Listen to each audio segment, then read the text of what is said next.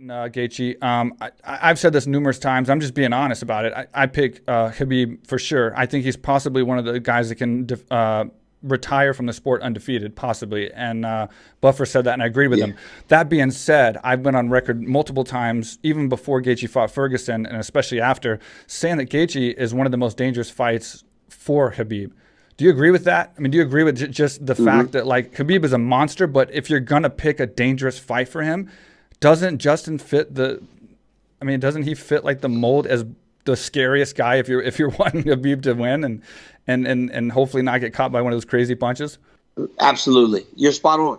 And there are factors to it. You know, there are reasons why Justin's so dangerous. One, his ability to wrestle defensively. Yep. You know, he's a high-level wrestler. I know he doesn't use his wrestling offensively as much as people might want to see, but he's a high-level wrestler, NCAA All-American. His boxing and stand-up is as good as it comes. He's got fantastic cardio, and he's got an iron chin, you know. So he's very, very difficult matchup for Khabib. With that being said, I believe Khabib Nurmagomedov is the most dominant fighter MMA has ever seen. Yeah. And I understand that there's been some great guys to this point, but nobody makes it look as easy as Khabib Nurmagomedov. And I do believe that he's going to retire undefeated. And I believe that he's going to retire undefeated sooner than later. Because when you get to 28, 29-0, no hiccups, man. Like, he made no mistakes. Yeah. You know, won 28 straight fights, like 12-0 in the UFC. So I just think he's the most dominant fighter the UFC's ever seen. And I don't think we're ever going to see anything like him again whenever he walks away from the sport. I agree with you. And with that being said, that's taking nothing away from the guys he's fighting. Yeah, they are fantastic. They're phenomenal. But I just think that this kid has developed. He came in the AKA as a wrestler, but he has developed his skills over in Dagestan with his dad. Rest in peace. Also with Javier and the rest of the coaches. With you guys sparring with him and grabbing him and working with him. He's so strong. I think when he found that connection to the gym, it allowed for him to go to a level that's unmatched, has never been seen before. And like you said, no disrespect to his opponents. That's the reason we're saying what we're saying, because the level of opponents he's fighting are also the best fighters in the world. So it's like there's no disrespect there. But he's beating them, and he's beating them convincingly. That's the whole reason we're saying this. Well, look at Dustin Poirier, how good he looked against Dan Hooker. Amazing. And look at what Khabib did to him. Dustin went between rounds and was like, I can't get him off of me. Once he grabs me, he's so strong, I can't get him off of me. Like, this is Dustin Poirier, who's one of the bigger lightweights in the entire world.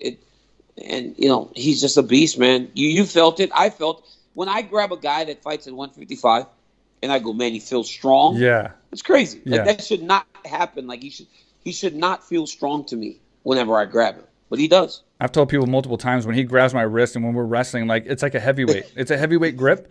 And not only that, but he makes me, I'm not like a wrestler, obviously, like you, but he makes me lose complete, like, a balance of my body. Like, basically, I feel like he can put me anywhere he wants to put me, and I can't do anything about it. No matter how I move, no matter where I put my legs, no matter what I hook, he just has that ability to take your balance completely away from you with such strength.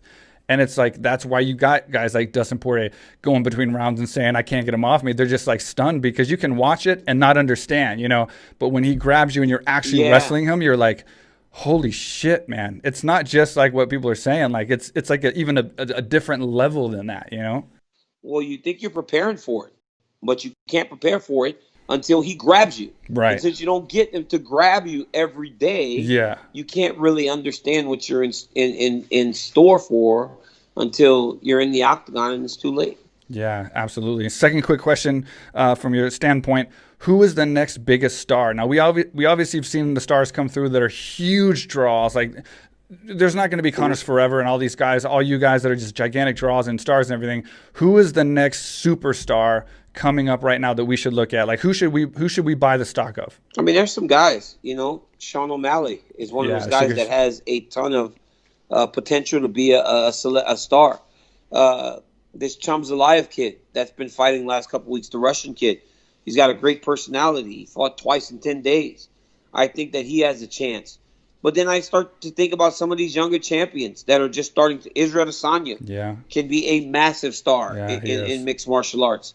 I believe that Alexander Volkanovski has potential to be a star.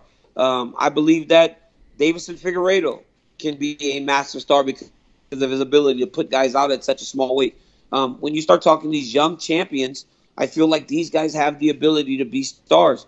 But if we're talking prospects, I think Sean O'Malley stands out above the rest because when you look at Sean O'Malley, he has 1 million followers, barely into the top 15 in the world, and put out his own gear last week, and it all sold out in 3 hours. Yeah, he's got the right? star 3 power. hours, he sold out all of his gear. Right? He's got something about him that makes people want to pay attention and makes people want to watch. And Sean O'Malley's in the co-main event of my fight card. Right? This is crazy.